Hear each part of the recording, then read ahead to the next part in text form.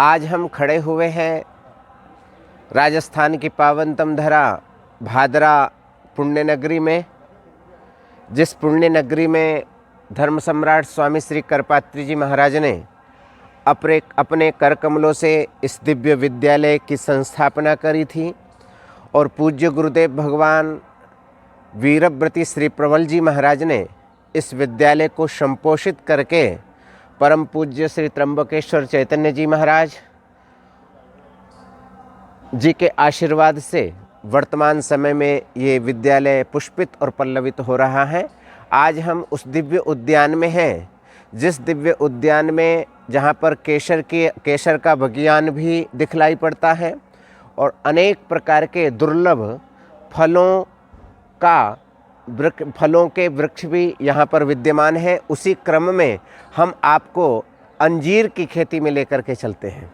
जिस अंजीर की खेती राजस्थान में अत्यंत दुर्लभ मानी गई है, वो राजस्थान की खेती राजस्थान में हमारे धर्मसंघ महाविद्यालय भादरा में अंजीर की खेती भी की जा रही है, जिसमें यहाँ पर अनेक वृक्ष अंजीर के विद्यमान हैं और बड़ा ही सुंदर उद्यान इसका हुआ करता है। कहीं अंजीर लगे हुए होते हैं, कहीं पर बिल पत्रों की खान, बिल वृक्ष के यहाँ पर उपासना करने का बड़ा ही सुखद परिणाम हम लोगों को प्राप्त हुआ करता है। इस बिल्व वृक्ष के ऊपर देखें हम लोग कितने असंख्य संख्या में बिल्व फल दिखलाई पड़ रहे हैं, जो बिल्व फल हमको गर्मी में शारीरिक सौष्ठव के लिए तथा भगवती राजराजेश्वरी को मनाने के लिए भी इस बिल्व फल का प्रयोग किया जाता है। एक तरफ हम देख रहे हैं यहाँ पर सहजने के पौधे, यहाँ पर सहजने के भी पौधे हमको आयुर्वेदिक रूप में दिखलाई पड़ रहे हैं। सहजना है, अर्जुन है, गूलर है, अमरूद है, बिलपत्र है, शमी है, कनेर है। इस प्रकार से अनेक वृक्षों का ये उद्यान सुशोभित कर रहा है राजस्थान की इस पावनतम धरा को। यहाँ पर जहाँ पर जल भी दुर्लभ हुआ करता था, आज भगवत कृपा से गुरुजनों के आशीर्वाद से एक विशाल 1.25 लाख लीटर की एक विशाल टंकी भी यहाँ पर विद्यमान है, जिसके माध्यम से गुरुदेव भगवान का स्वप्न था कि यहाँ पर गंगा और यमुना और सरस्वती प्रवाहित होगी। आज यहाँ पर गंगा और सरस्वती यहीं के जल से प्रवाहित हो रही है। ये हमारा बड़ा ही सुंदर तपस्वियों के द्वारा खोदा गया ये पावन कुंड है। यहाँ पर बाबा श्री खेताराम जी महाराज, उन्होंने यहाँ पर साधना करती थी और बाबा खेताराम जी महाराज जी ने इस कुंड का निर्माण कराया था।